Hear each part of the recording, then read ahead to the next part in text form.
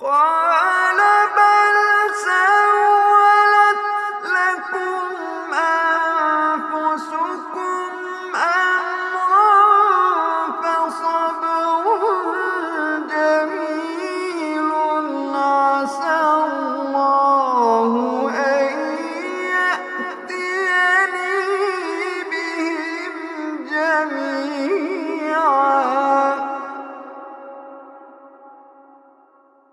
قال بل سولت لكم أنفسكم أمرا فصبر جميل عسى الله أن يأتيني بهم جميعا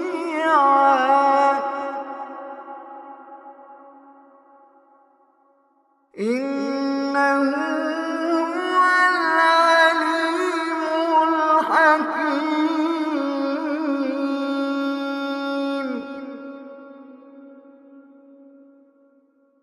وتولى عنهم وقال يا أسفا على يوسف وابيضت عيناه من الحزن فهو كظيم.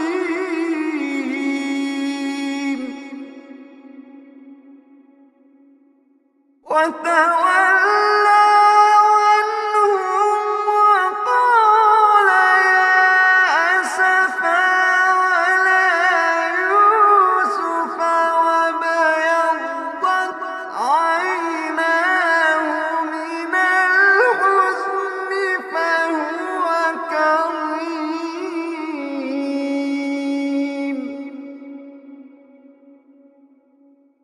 قالوا تالله تفتأ تذكر يوسف حتى تكون حرضا أو تكون من الهالكين.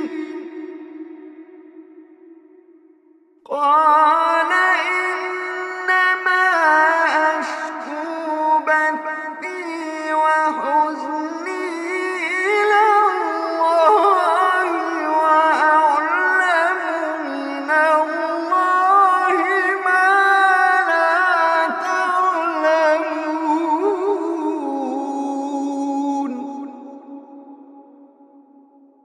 قال إنما أشكو بثي وحزني إلى الله وأعلم من الله ما لا تعلمون.